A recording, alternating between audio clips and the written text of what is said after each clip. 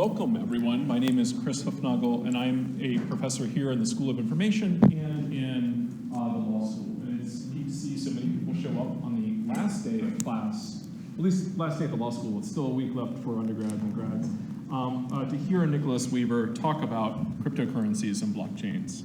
Nick Weaver earned his PhD here. I think our mics are on. He teaches Computer Science 61C and 151.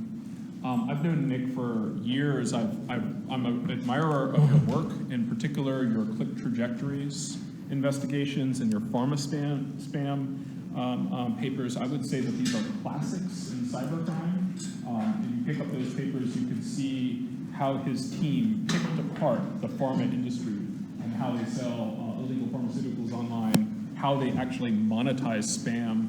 It's just a fantastic set of work. Fortunately, on those papers, I'm in the middle of the author list on a large thing, so if the Russians started coming shooting for us, I'd have meat shields on either side of me in the author list. Damon McCoy is the first to get it, right? Yeah.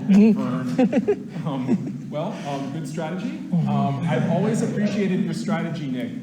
And in fact, the way this talk came about is that I follow Nick on Twitter because he's one of my favorite tweeters. And if you follow him on Twitter, you'll know what I'm talking about. You get exposed to a brilliant, scary mind. And he said that he had this lecture on cryptocurrencies, burn it with fire, and who'd want to host it. And I said, yeah, let's host it. It'll be fun. It'll be a fun thing to do. I actually don't know much about cryptocurrencies or the blockchain, so I'm here to learn. I will say, let me just as a personal anecdote, let me say that for years I worked on financial services regulation in Washington during the housing bubble. And during the housing bubble, people didn't realize they were in a bubble. And in fact, there were all these cheerleaders who were pumping it, saying the rules have changed.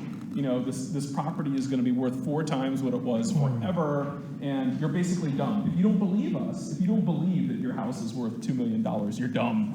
And the interesting problem with Ponzi schemes and with bubbles is the first winners become cheerleaders, and they kind of propel the bubble. And one question I'd ask is whether that's happening here. Oh, doubly so. This is such a thing.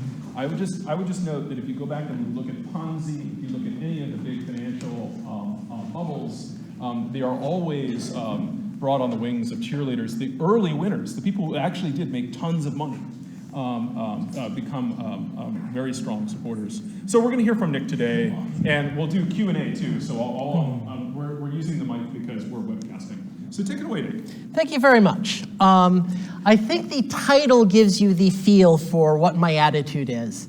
And I come to this from experience. So obligatory research is by the NSF. This is not investment advice, but this is the result of 5 years plus of observing and researching the cryptocurrency space. Published papers on malicious use of Bitcoin, highlighted problems back in 2013, and just generally also warming up the popcorn machine because some of the stories in that space are amazingly funny. But it's no longer a joke.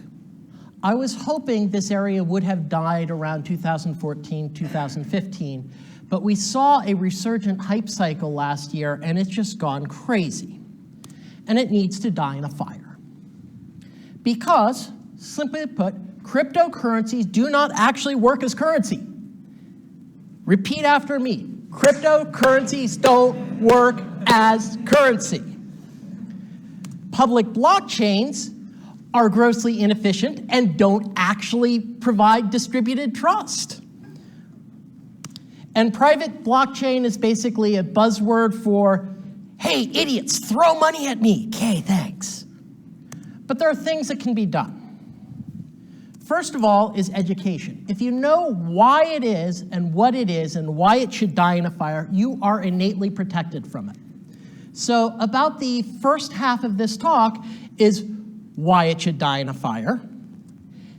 And then there's some piles of greasy rags sitting around that somebody could pick up a few matches. So there's ways for bad guys to steal money in bulk and make lots of money.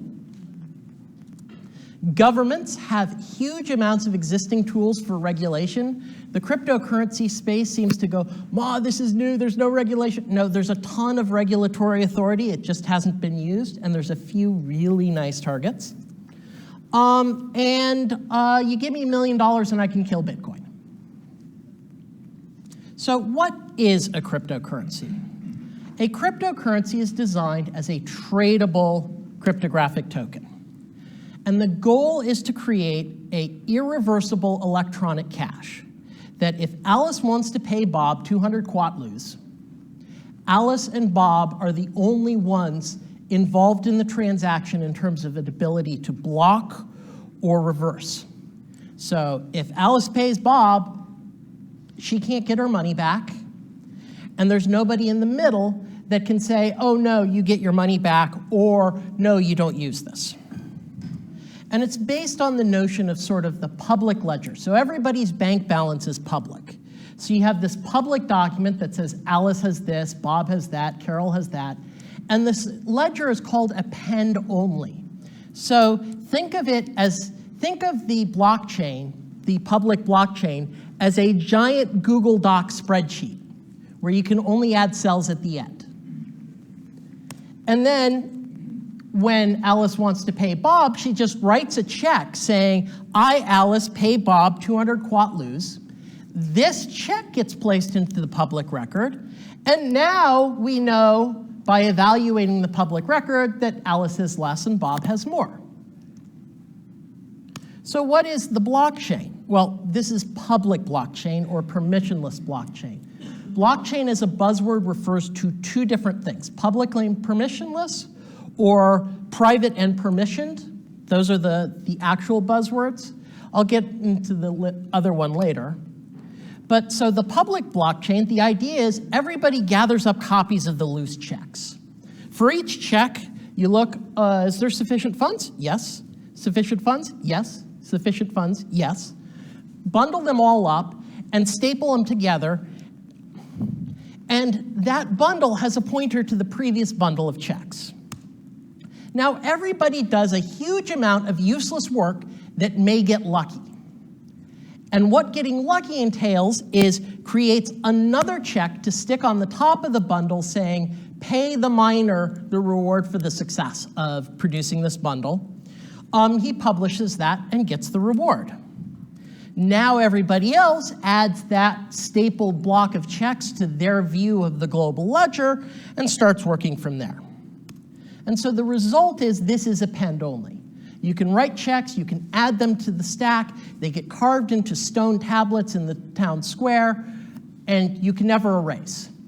So this is like why a quip is blockchain is prosecution futures. So if you have a bad guy, you can find out about his year-old transactions if you get some right information. So what is Bitcoin? Bitcoin is just the first big idea of a cryptocurrency.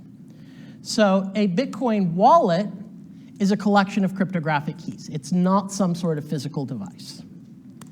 And cryptography-wise, we've got private keys, which are secret values stored in the wallet.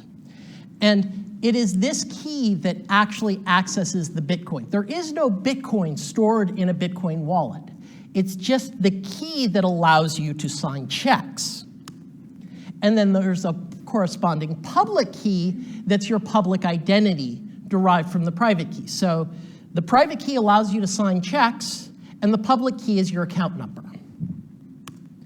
And there's basically two operations that these things have that involve intense crypto magic that give me a splitting headache. So I'm not going to explain how they work, just the results. So sign of X with a private key produces Y, and this can only be done if you know the private key, we hope. And then verify, you take X and Y and the public key, and it tells you if Y was created by the sign operation on the private key. So we have two operations, sign checks and verify checks. And the Bitcoin blockchain is just Bitcoin's particular implementation of this shared ledger. So this shared bank balance that has everybody's bank balance. And spending Bitcoin is simply writing a check and broadcasting it. So This is an actual Bitcoin transaction. Pay this public account, the value of, at the time it was like $5. Whoever validates this gets 20 cents or so, signed by me. Yes, that is my Bitcoin address. And if you want, you can look at this transaction to see that, yes, I did pay the Ross Ulbricht Legal Defense Fund some money the day after he was convicted. So what is Bitcoin mining? It's just how Bitcoin protects its particular shared ledger. And it's based on a hash function. So for those of you who aren't cryptographers, a hash function is a mathematical meat grinder. You take a bunch of data in, you grind it in, and you get a little blob of hamburger out. And if you so much as change one bit on the data in, the output hamburger looks completely different. And you can't run a meat grinder backwards and undo the hamburger. So what the Bitcoin miners do is they take every unconfirmed transaction, which is currently, and create a block of these. So it makes sure that the transaction is valid, then adds it into the block. And currently there's a global limit. This block can only support 1 megabyte of total transactions, which means worldwide, Bitcoin can only support about 3 transactions per second. Worldwide. Period, full stop.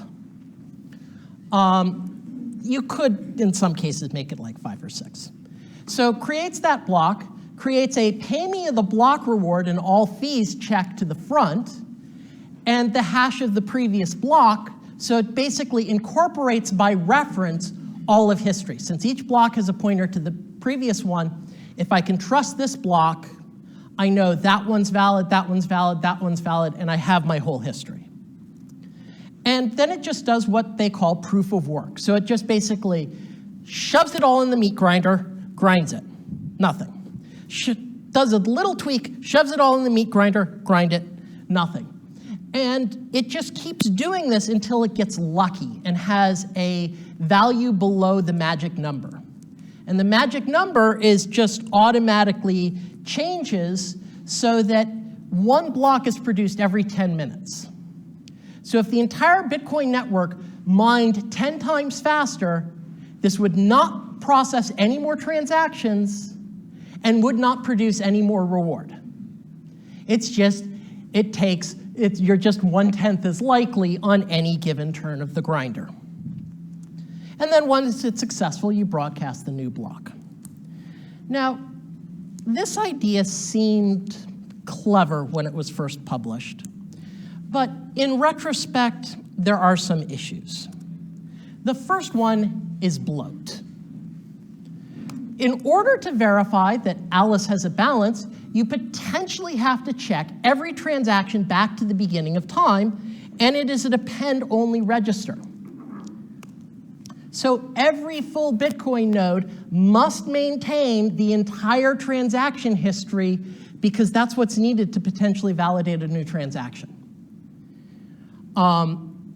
And even lightweight nodes still have to hold a lot of data. So if we have 10,000 Bitcoin nodes, this means we have 10,000 redundant copies of this data, which records every transaction since the beginning of the system and grows at 1 megabyte every 10 minutes. This doesn't seem very efficient, does it? But there's an even bigger one, the power problem. The Bitcoin system right now, at absolute minimum, burns as much power as New York City, all 5 boroughs. 10 gigawatts of power to support 3 transactions per second worldwide. And this is because the proof of work design creates a Red Queen's race, that when you do the proof of work, you get the block reward, you can sell it. Sell that Bitcoin, you made money. Now, if there's potential profit to be had, you get more miners and more capacity going into the system. If you make things 10x more efficient, you just get 10x the work. And so this means if any efficiency gains are not translated into reducing the power consumption, they're only translated into doing more useless work, and the power consumption remains the same. There's basically one way to reduce Bitcoin's power consumption. Make the price crater. If the price cratered by 90%, the power consumption would crater by 90%. That's about the only way to reduce the power. And even if it would be a gigawatt, that's still an awful lot of power for 3 transactions a second. And the problem is this waste of energy is what actually secures Bitcoin. Bitcoin is not secured by math. Bitcoin is secured by the gratuitous consumption of Chinese coal. There's another problem. Bitcoin, by design, is irreversible. If I pay Maria over there 1 Bitcoin, there's no chargebacks, there's no takebacks, there's no nothing. So a challenge, though. Buy $1,500 worth of Bitcoin now without needing $1,500 in physical cash, transferring money to an individual, or having a pre-existing relationship with a Bitcoin exchange. This is a challenge that you cannot win, because everything in modern finance is designed to be reversible, because this allows you to mitigate fraud. That if somebody steals your credit card, well, you have the chargeback that can undo the fraud and leave a fraudulent merchant, say, on the hook. Everything electronic is reversible in our modern banking system. The only thing in our modern banking system that isn't reversible is getting cash. So the banking system is predicated on you can't do, or you have to do undo. Which means, however, the seller of a Bitcoin must either take cash only, have already established business relationships, so they're implicitly extending the buyer credit, take a deposit from the buyer and wait a couple of days past the irreversibility window, and you must do it or you end up like Steve Wozniak over here, who had $70,000 worth of Bitcoin, tried to sell it online to a random stranger paid with credit card, he transferred the Bitcoin, and then got stolen because it turned out it was a stolen credit card. So he was out the Bitcoin that was supposedly worth $70,000. This has actually killed Bitcoin companies. So what's the actual value of these things? They are good for one thing, and that is censorship resistance. There is no central authority in Bitcoin, supposedly, that can say thou shalt not or thou shouldn't have. We'll see later that's a lie, but for the moment, this is what they intend to provide, is censorship resistance. If you believe there should be censorship-resistant electronic payments as an article of faith, there's no other solution but cryptocurrencies. However, over the years of Bitcoin, we've seen that censorship resistance is really good for only one group: criminals. Drug dealing, money laundering, criminal-to-criminal payments, gambling, attempts to hire hitmen, you know, just the usual harmless activity in a libertarian marketplace. Another thing is they're so easy to steal. This actually happened to us. In the early days of Bitcoin, we were looking for malcode that might steal Bitcoin. So we created an unsecured Bitcoin wallet and put it on a bunch of computers. And lo and behold, a month later, our stuff got stolen because the grad student who created that wallet kept a copy on his account that got compromised. If PhD student security people can't secure Bitcoin on an internet-connected computer, nobody can. Repeat that to yourself again. You cannot keep the internet of money on an internet-connected computer, because as soon as a thief comes along and starts running on your computer and sees that, poof, your money's gone. Sorry for your loss. And this is why I've gotten so hostile to Bitcoin, is ransomware and extortion. That if you are a Russian crook and you want to extort a bunch of Americans, they can't pay you cash. They can't wire you cash because that gets noticed. they can only use Bitcoin or other cryptocurrencies. Ransomware, as it currently exists only because of cryptocurrencies. Get rid of cryptocurrencies, you kill ransomware. There are some minor good uses. Namely, the only ones that people have been able to cite were payments to WikiLeaks and Backpage when they were under financial restrictions. And lest one forget, Backpage now admitted to being a criminal conspiracy, and the CEO has flipped and pled guilty and is willing to spend 5 years in jail, and the rest are going to spend even longer. So that's the value proposition. But if you don't need censorship resistance, cryptocurrencies just do not work as currencies. Any volatile cryptocurrency for real-world transactions requires 2 currency conversion steps because it's the only way to remove the volatility risk. So how many have seen sites saying, we allow you to buy stuff in Bitcoin? They aren't actually taking Bitcoin. They are going with a service that is allowing them to price in dollars and translate instantly into Bitcoin. The Bitcoin transaction goes to that service, and the service turns it into actual money. And this means that on the other side, the buyer of the product with Bitcoin, unless they like the volatility, is not going to want to hold on to Bitcoin. They're going to want to transfer and buy. And as we explained before, that's actually remarkably hard. So any real-world transaction that isn't for drugs doesn't work. But what, say, if you're a Bitcoin believer? Let's say you truly believe in the vision of the great Satoshi. Never spend your Bitcoin. Otherwise, because Bitcoin's designed to be theoretically deflationary, you don't want that pizza of regret to be worth $10 to $20 million 5 years down the road. That really burns you. But so the result is all the promised financial applications, cheap remittances, et cetera, can never work in volatile cryptocurrencies like Bitcoin. Just cannot work because it's provably worse than the alternatives. And so Bitcoin's only good for buying drugs, paying ransoms, fitmen, money laundering, et cetera. There is an alternative, though, and this is called, in that field, stable coins. The idea is, in order to eliminate those currency conversion steps, you need something that actually has a stable value. And so what you need is an entity that will accept your dollar and give you back a crypto dollar, will accept a crypto dollar and give you back a dollar. It's a very simple idea. It's very creative if you're in the 1800s, because this is a bank. And these are digital banknotes. Now, you can build a digital banknote cryptocurrency, and it would actually work, except for one teeny little detail.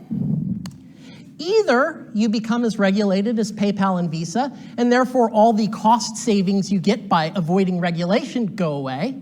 And so what's the point? Blockchain is just a buzzword then.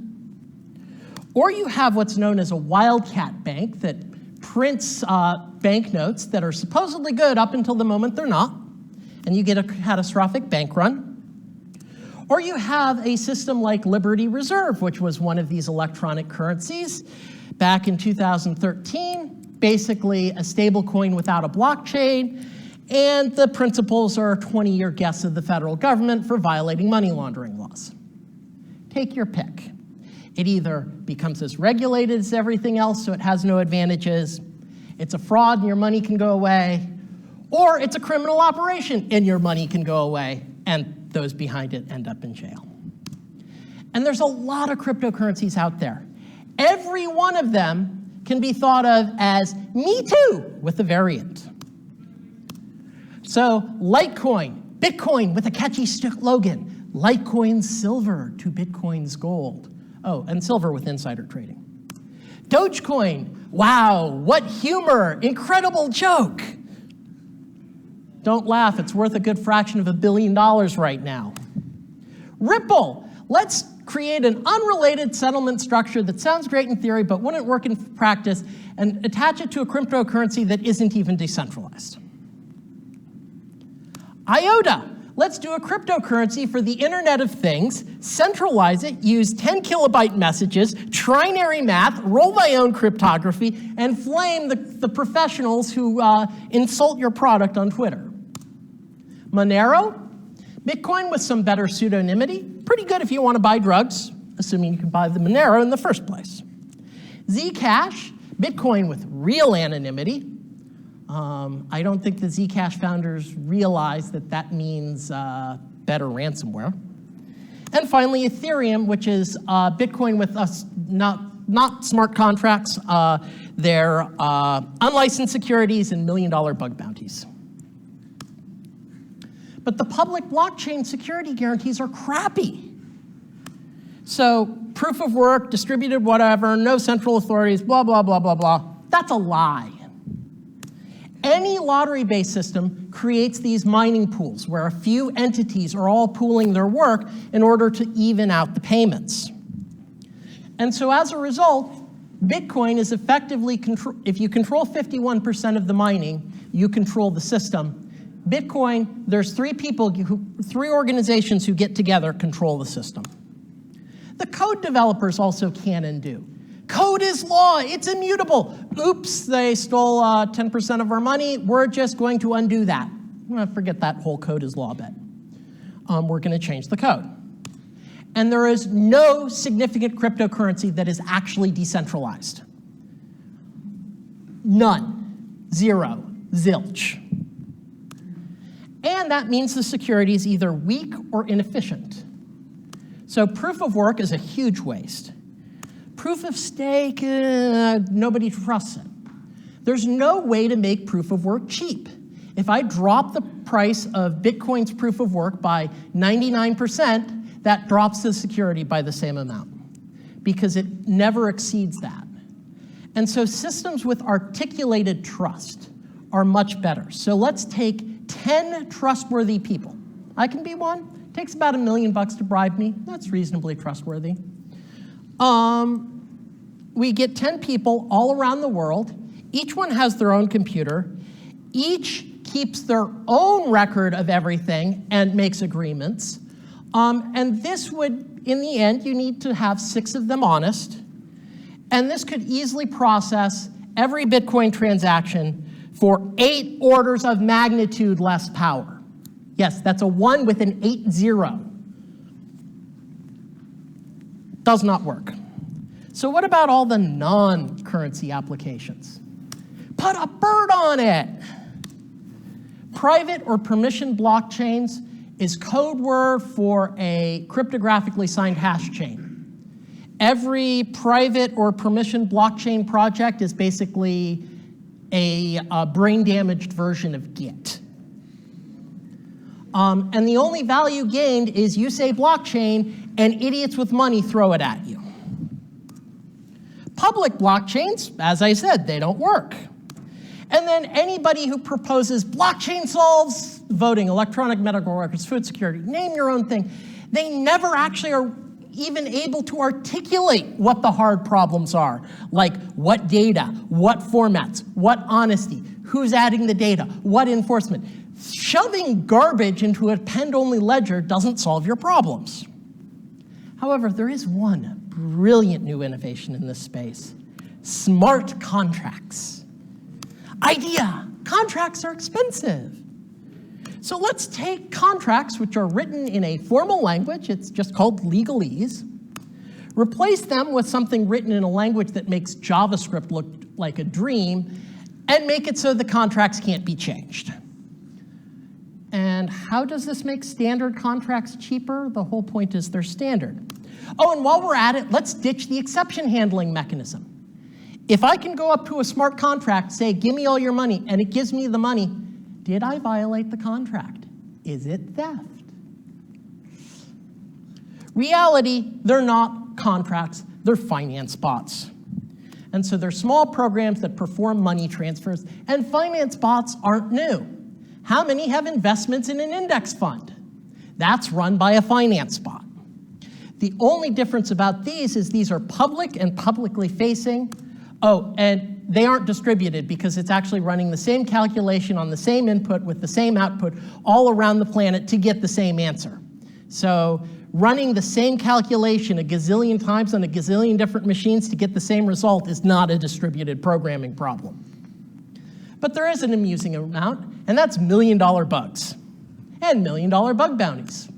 So the DAO, a voted distributed mutual fund as smart contract, got 10% of all Ethereum in existence before somebody went and was, oh, there's a bug in the contract. Hey, contract, give me all the money. Thanks. The Parity multi-signature wallet. This was an attempt to make it so that you could keep your Ethereum public keys on an internet-connected computer. All fine and good, except there was a bug that allowed somebody to go up, hey, wallet, give me all your money. And the wallet would. And this wasn't catastrophic because somebody else noticed it and stole all the money first and then gave it back to the original owners once the software was updated. Except that then a month later, somebody else comes along and goes, oh, hey, interesting. Hey, wallet, you belong to me now. We're a contract. Contract, kill yourself. And now $100 million or $50 million or whatever the price has dropped down to is now locked up and irrecoverable. As the kicker, the primary developer behind this code was the guy who invented the fucking programming language. Oh, and there's a great one, the Proof of Weak Hands 1.0 explicit Ponzi scheme. It was a Ponzi scheme as a smart contract. And it got a few $100,000 before one bug locked it up so nobody could get the money out, except fortunately there was another bug that allowed somebody to steal all of it. And the rest is basically speed running 500 years of bad economic history. Every cryptocurrency exchange practically is full of frauds. Yes, TCP congestion control is normal behavior in a bid-ask price on a stable thing. We've got Ponzi schemes. We've got explicit Ponzi schemes. This one's Proof of Weak Hands 3D. It's actually up to about $5 million in it. Somebody needs to tell them that just because you call it a Ponzi scheme doesn't make it any more legal. Tether is a stable coin. I'll get to that later, but I believe it's a wildcat bank. Every tradable ICO, we've got all these stock touts spamming our inboxes, and they're all fraudulent. My favorite has to be alchemy on the blockchain. Not kidding. And we replicated rare tulips with rare cats with a game that you can only breed and sell these deformed-looking kitties. This one sold for $110,000. Why? Because the person thought somebody else would buy it for $150,000. Tulip-mania, party like it's 1637. And don't forget the gold bugism. And I think my cat looks much better and has a better attitude about this whole space. So, initial coin offerings, you've probably heard of this. The loud part, hey, anybody can buy this cryptographic token that can be exchanged for future service X or just a future cryptocurrency. And we will now perhaps maybe sort of build X using all the money he gave us, and hey, we have a white paper. The quiet part, you can then trade this token on an exchange because somebody else might want to pay more for the service later. And that just is an unlicensed, unregulated security. And so predictable results. So my prescription is fire, and lots of it. And since we're running short on time, I will skip to some of the good ones, like how to make money in Bitcoin. You move to Sochi, or Pyongyang if you're already there. You find a remote code execution exploit in a top 100 cryptocurrency, because people who run cryptocurrencies run lots of cryptocurrencies. You make this exploit robust. You write a payload that, when it infects the computer, steals all the cryptocurrency wallets, either stealing the wallet for you to crack or just the money. Also key logs, so if somebody has their computer infected and types in their password, you automatically steal all their money.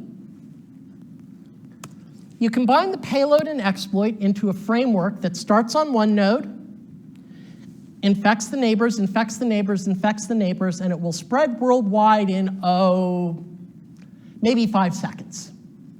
So in 5 seconds, you've infected everybody who's running a copy of top 100 cryptocurrency that you decided to target. And you just release it, and you're in the money.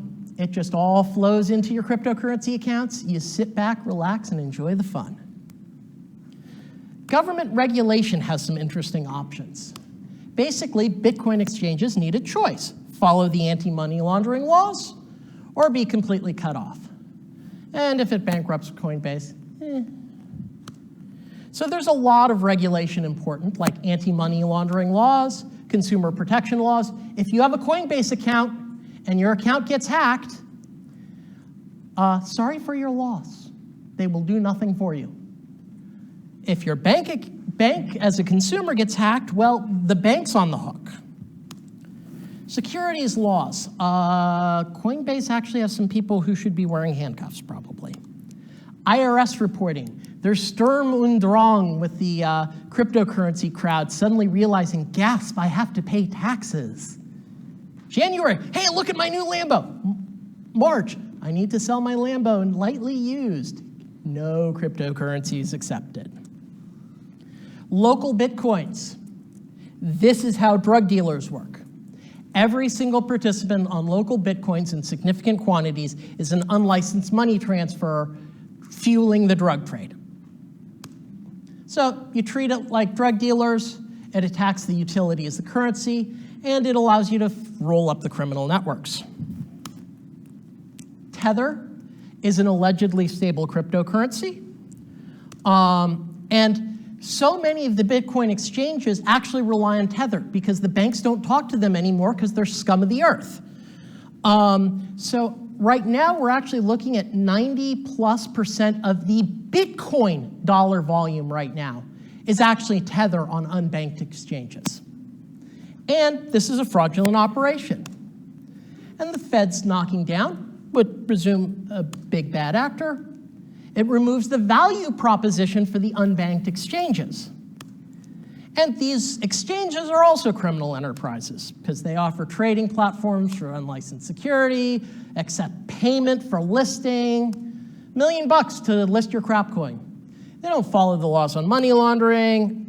They, in fact, are the only way you can buy the pro-money laundering coins. So don't play whack-a-mole on them. Play whack-a-mole on the business model. And finally, the last fun government target, fungibility. Money does not stink. It is an inherent premise that money should not have a history to it. If the money was raised from the sewer tax or whatever, because otherwise you destroy the ability to look at a coin and know that it's good. Bitcoin, on the other hand, is designed to be traceable. So a great government target would be attach the stink of theft. So there's a great proposal from Ross Anderson. It's easy to taint and trace Bitcoin theft. You want to know all the Bitcoin out the drug markets, it's a 5-minute query to somebody's database. But you can't just spread the taint around because it mixes up too much. Ross Anderson has a brilliant proposal. It's a first in, first out system. So if we have 3 coins drop in, the taint comes out in the same order. And force the Bitcoin exchanges to abide by FIFO taint. If this coin is FIFO tainted as coming from a criminal source, it is not acceptable to the exchange and shall be confiscated. And you taint major criminal activities. And you sell it as handling theft, but the reality is this is an active attack on cryptocurrencies. If you did this, the cryptocurrencies would stop working because they must be fungible. But so the exchanges won't do it on their own, but if the government comes and says you do this or you are out of business, they will. And it's an easy case to make because it's easily identified criminal money. And finally, you can overwhelm the blockchains itself, which I won't go into detail because I'm about out of time, but you could basically spam it to death. So where does it leave us? This is the Bitcoin space. And we really should just let it die in a fire. But it's remarkably weak. So passing out matches. Knowledge immunizes you. I don't think I have to worry about any one of you losing a lot of money in the cryptocurrency space. And if you do, your problem. Black hats can make a fortune from maths theft. The amount of money black hats can make in the cryptocurrency space dwarfs all the other stuff. And hey, if you're in Russia, you don't get extradited.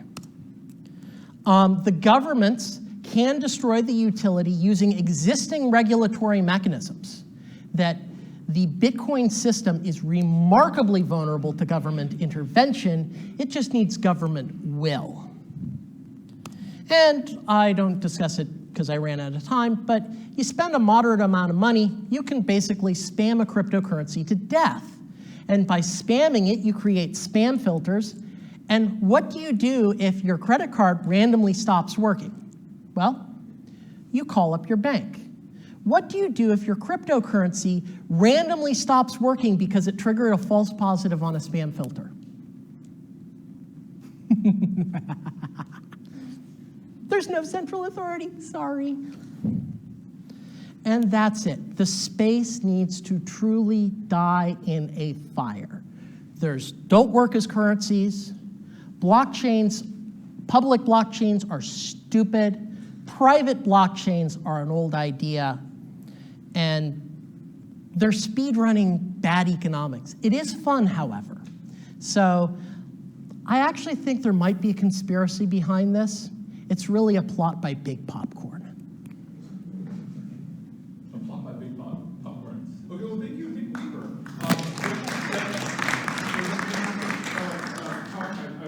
I'm sorry I cut you a little bit short, but I wanted to make sure that we had time for questions and comments. And so I'll look around the room if anybody wants to. Warren Tan here. You are. Yeah, hi. This is working. Yeah, do you see any redeeming features of, let's say, kind of a decentralized system? So, like, I get kind of, your criticism, but I think they're valid. Something like cripple, to what extent is, like, let's say, power consumption or, let's say, transaction rates kind of solvable with future developments. I mean, that's not going to that. I'm just curious, like, kind of, do you see any kind of redeeming feature of having like a decentralized space where maybe there's a kind of rate of improvement will be higher than, centralized alternative? Do you see anything or any saving grace at all? Like, I don't see any saving grace because we can do decentralization is orthogonal from removing trust. So the idea behind the Bitcoin type dream is not just that it's decentralized, but that it's trustless. I can build decentralized systems, but decentralized systems among trusted entities is orders of magnitude cheaper than what these cryptocurrencies promise. Yeah, so in your opinion, is there any government agency that either is actually paying attention to this in a reasonable way or was prior to January 20th, 2017? There was basically nobody prior to January 2017. However, there are some agencies finally starting to wake up. So the Securities and Exchange Commission has a couple of people wearing bracelets for an incredibly fraudulent ICO. Things are warming up. The IRS finally got Coinbase to cough up information on any customer who bought or sold more than $20,000 in cryptocurrency. So it's really the opposite. The governments are finally waking up to this space and finally starting to do something. I just think they should have done it a couple years ago. Let me get you the mic for that. Thank you for the webcast. Something about Fed coin. Oh, about which one? Fed. Fed coin. Like, you know that Federal Reserve is financing a massive, like they're putting a massive. Oh, they're just I don't think they're actually doing anything. I think that's one of those private blockchain ideas, which means it's a buzzword for idiots to get interest. That a private blockchain, at best, is a Git archive. And you're generally better served by an SQL database. Because an SQL database, you at least know how to query. So I suspect that the Fed is not immune to marketing and foibles, but there's no reason for a government to promote blockchain per se. It's not novel. So a lot of publications talk about like applications of blockchain for things like property registration, other things like that. Can you explain a bit more about why that doesn't really work? So what a blockchain is just a public permissionless blockchain. Is just a append-only register. But the problem with property records and maintaining title is you need the trusted entity to say the transfer has happened. That's the hard part. And so having the records on a blockchain versus the records sitting in the office of the County of Napa assessors with copies everywhere on the planet doesn't actually change the economics of how do I validate that my house is mine when I sell it to you. That having a storage for that's append only, you already have that at the physical books that are being put in, and those are just being copied into electronic records to go online for speed of access. So there's nothing there. I'm not so sure about that. I mean, one of the basic problems in property is tracing back ownership over generations. Right. So it seems like it could be a way of doing it quickly. No, it's just a matter of digital records. That if the office has a digital record, it literally is a single query. But digital records can replicate paper-based errors. So if you were able to take these properties and make them singular, you could deal with problems of lost records and. No, you have those same records. You still have the same problem for all the old ones, all the pre-digital ones, and your new post-digital ones. How you store it as a log doesn't matter nearly as much as who's doing the storing and who's doing the authentication. Who gets to add to that log of property records? That's the key question, and that the blockchain stuff does not answer. Any other questions? Yep. Oh yeah, here you are. From a computer science point of view, any interesting potential in going from one-dimensional blockchain to the two-dimensional, three-dimensional, and other more advanced data structures? The multi-dimensional chains. Not necessarily, because if you're still going with the global history validation model, you still have to keep around all that data. And also, if you're protecting each side chain with less, then you actually end up reducing your security considerably, because an attacker could potentially target one of those side records. So going to a multi-dimensional hash chain doesn't necessarily make things better, doesn't solve the bloat problem, and has the potential to make things worse because it gives potentially weak entry points to change the global state.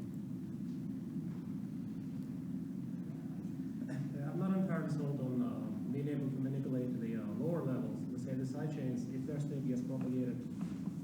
No, the thing is if there's, how do you validate the sidechain? You either have the validation off the full chain, in which case you still have to have every sidechain everywhere available to do your validation, or the sidechains themselves are validated independently and only coalesced occasionally, in which case you attack the sidechain and then your corrupted sidechain gets validated.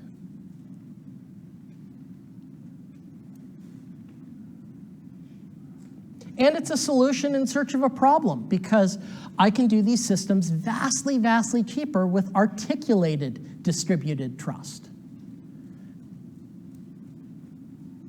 Okay, well, with that, let's thank, and thanks to all of you for spending your afternoon with us for this provocative talk. And I think he has a couple minutes if you want to have more private conversations.